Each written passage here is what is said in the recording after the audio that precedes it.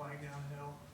What did that mean to you? I guess someone like the father military. Yeah. I mean, it meant a lot to me because it really, even though I was carrying down the flag, it wasn't necessarily like about me and kind of spotlight on me, but it was more so for my dad, and then past that, like my family, like my mom, my brother, my grandparents were in town. So it was just a really special moment for my family. I guess what's that like being a military kid? I think you moved around a lot. Yeah. So I mean, I moved around a decent amount. Some kids probably moved around more than me, but I mean, I moved around a lot growing up. Like even like I'm from Tampa, Florida, but I only really lived there for about a year and a half. I mean, I personally I enjoyed it because I think it made me a better person. But I mean, it can definitely be tough at times. Packing up, having to go, meet new people, meet new friends in high school and stuff like that. So I mean, it was difficult at times, but I mean, at the end of the day, like I'm grateful for it. What were the different places? I think you were in Hawaii. Yeah, so I was born in Michigan, and then moved to Northern Virginia, outside D.C., and then lived on Oahu, Hawaii, and then I moved to a small town called Chatham, Illinois, outside of Springfield, and then Tampa, Florida. I guess do you have any of that kind of Hawaii, like Oahu or whatever they call it? Like type of personality. Oh, I mean, I don't really know because I mean, like I only lived there for about like 3 years or so. But I mean, I really enjoyed my experience, my time there. I mean, it was definitely different than anywhere else I lived. Living in Eva Beach, Hawaii in particular. People that are from there know what that's like. But I mean, it was a great place, great people. I mean, I enjoyed it. And then football was really great too because I mean, it's very serious over there as well. And it was always good for me because, growing up, a lot of places, they usually have like weight limits for football and stuff. In Hawaii, there's no weight limits, and they actually have 2 seasons for youth football. So we had a fall season and a spring season, and it was great. How do you feel like the offensive line kind of played as a group this past week? I mean, I think we played pretty well. I mean, we were very efficient in the run game. I think when we had a pass protect, we did for the most part. I mean, we gave up a sack or two here and there, but I mean, it's going to happen. But I mean, I thought we did well because we knew coming into the game that we'd have to run the ball. We knew that they're a good defense that moved around a lot, a little bit similar to Syracuse in a way, from a structure standpoint. And I mean, I thought we did that. I thought we did that pretty well. When the coaches, they needed us to run the ball, we ran the ball, and it was great. It was great to see guys like 1, 26, like do really well too. Speaking of Phil, how have you kind of seen him grow and emerge as kind of that 1-2 punch? Yeah, I mean, so I've always known he was that guy too. And we're fortunate to have two of them between Ship and Phil. I mean, I've always known that. I mean, also he's just a big guy. Like he's a big back. I mean, probably is like 230. Like he's a big guy, and he can run over guys too when he needs to. And it's great. It's really fun to be able to be an offensive line and block for him. Did things feel different last week coming off of the loss in your guys' preparation?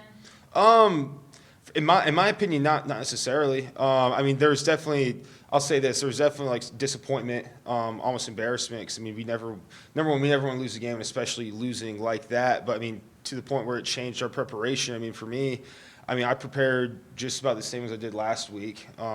Watched film just about the same. I mean, practice just as hard. I mean, that's never really win or lose. I mean, that's never really, I guess, changed.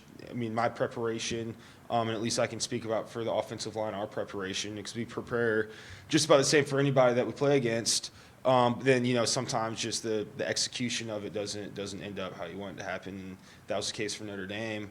But I think this week we were able to kind of at least kind of put everything back together a little bit, and kind of start playing like 3 phases of football like we need to. You guys already had locked up at least a share of your division, but you secured it outright this past weekend. It's on the walls when you walk around this building. Mm-hmm. Like that stuff matters. Obviously, there's plenty more goals to come, but how much does that mean, especially to have that sole possession? Yeah, it means a lot. So our goals are win the opener, win the division, win the state championship, and then win the closer. And that's just another stepping stone for us as we go along with our journey in this season. And yeah, it's really important. It means a lot. I mean, we don't want to just have like a like a tie. Here you guys go. Like no, we want to earn it and we want it. We were able to do that, which is really important. And also I think it's really cool too because I'm pretty sure this is the last year of divisions for the ACC ever. I think next year and going on it's going to be more kind of like pool play, stuff like that. So us being able to outright win that for the last year of division play, I think is really really important. I think it's deservingly so. Us being Clemson. Anything that stands out watching Miami's defense, and their defense in front? Yeah, I mean, I think it's a physical bunch. It's going to be a physical game. I think schematically they don't really do as much as Louisville does when it comes to movement and stuff like that. But they just have some pretty big bodies, and it looks like they're playing the physical football. So I mean, it'll be a good matchup for us up front. Especially us getting that run game going and stuff like that. It'll be a physical matchup, and put your big boy pads on. Well, the seniors are 43-7 over the past 4 years. You being a senior, I guess, what's so special about this group? Yeah, I mean, I would say, well, one of them is, there's not a single person on this team from freshman to senior that's ever lost a game at home. I think that's something that's really important too. And Coach was kind of bringing this to us the other day, which is really cool. Even let's say 20, 30 years from now you're done with college football and you talk to other guys who maybe played football at other places, and to be able to say that you've never lost a home game is something that's really special and really cool because it's not like that really anywhere else. And I think what else is make this senior group really important and special is our camaraderie, our unity, our chemistry. I think that's something that I felt, this year that I haven't as much in years past. And I think that's able to kind of, bring us together through hard times. I think some of that was forged through last year and some of those hardships we had to go through, and knowing what it takes from winning big time games too. And I think that's really helped leadership as well on our team grow. Having experienced senior weeks, watching other guys go through it, what are you most looking forward to personally? Yeah, what I'm looking forward to personally is, first off, just winning the game. I mean, that's what I want to do, win the game. Another stepping stone because after this we have one more game at home to be, I think, one of the only back-to-back senior classes to never lose at home. That's something that we really want to do. Getting this 10th win, which would be very historic for this program and just college football in general. Being up there with very elite teams and coaches and stuff like that. So I mean, it's really important. It means a lot, and then also in a way that's kind of bittersweet. Our time as a senior class and just as a team slowly coming to an end. Whether you like it or not, whether I like it or not, it's going to happen at some point.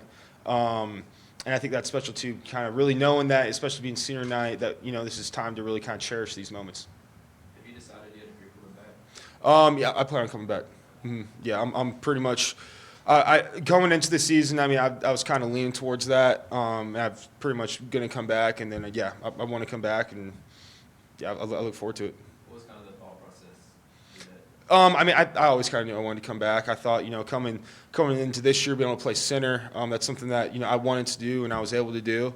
I think it'd be good for me to get another year of film at center in because I feel like as the season goes on, I'm feeling more and more comfortable at it. And I feel like, having another season where I can do that would be great as well. Also looking forward to, getting my MBA while I'm still in college. And also, I mean, I like Clemson a lot, and I'm in no rush to go anywhere. I'm having a good time. So, yeah, I'm in no rush to leave. So that just made all the sense to come back. And what are some of the challenges, I guess, how have you kind of grown in your role? Being the center, calling out blitzes, that kind of stuff. What kind of challenge did Louisville have with that? Yeah, so Louisville was challenging, but also what helped me a lot too was being prepared because, like I said, they're kind of similar to Syracuse in a way, and that was only, 2 weeks prior. So really, I had to do a lot of film study for Syracuse, making sure I could, think on the fly really quickly. And then once Louisville came, I had to do the same. But as I did that, I kind of reflexes started hitting, and I kind of remembered, our calls, our schemes, and what do we want to do on certain plays. So that was different too. And then past that, it was just personnel, because obviously every team has different players. But from a schematic standpoint, I mean, I just spent time, but I spent a ton of time against Syracuse doing that stuff, and they were a little bit similar with that, at least for our structure and how we wanted to attack it. So that made it a little bit easier. I've been asking guys because I'm assuming we're not going to get to talk to you next week. You guys spend Thanksgiving together as a team. What's that experience like? As everybody else on campus gets to go home and you guys stay, and it's you guys as a football family. What's that experience like? Yeah, I mean, for me, it's just normal now for me. Thanksgiving and even Christmas for me. I mean, I haven't been home for Christmas since I've been here. So, I mean, and it kind of just comes with kind of that brotherhood and that special bond we have with each other. Like I've been here all day. I'm gonna be here for hours and hours after this, and we're just always. I live with teammates and stuff like that. So honestly, for me, it's just kind of like another day. Even though it's Thanksgiving, and that's another thing too. I feel like when you're in season, some of the holidays and stuff like that, is you don't really even realize it half the time because you're just so busy, practicing, watching film, focusing on getting better, and who's our next opponent and stuff like that. That you don't really even notice that it's Thanksgiving, which is really nice. And then I know for someone like me who's a little bit farther away from home, usually guys who live closer and stuff like that, or even coaches, usually have us over for Thanksgiving. So I'm always looking forward to that. Have you thought at all about what you'll be thankful for this year? You guys go around the table? Yeah, no, not necessarily, but I mean, as always, I'm very thankful for my family, for raising me and letting me give them this opportunity to play college football, and I'm thankful for the coaches for allowing me to come here, and then I mean, most importantly, I'm thankful for my teammates for making this just a really great experience. And then my last one that I'll make you look ahead for, so please play with me here. Okay. You guys have South Carolina next week, that in-state rivalry. Like you said, when the state's another one of those on the board. What's it like to experience that game, and especially to be an out-of-state kid? So it's not like you grew up watching and experiencing and having something in this rivalry. What's it like to get invested in that? I think it's a different experience. So like I remember when I was a little kid, I grew up in Michigan, and I remember Michigan State, huge rivalry and stuff like that. And I think the longer you're around, the more you understand. While maybe being an out-of-state guy and coming in maybe not being that invested to the rivalry, I think being around people, there's plenty of guys from our team who are from South Carolina, classmates, friends, and stuff like that in this community. It slowly kind of grows on you. And another thing I'm looking forward to as well is, I've never played South Carolina at home ever since I've been here because, 19 was at their place, 20 didn't play them. Last year was at their place. So I think it'll be a really cool experience, being able to be a part of the, very historic rivalry that it is and do it in the Valley. Thank you. Any questions for Will from Zoom? Anybody else in the room? All right, thanks, bud. Yep, no problem.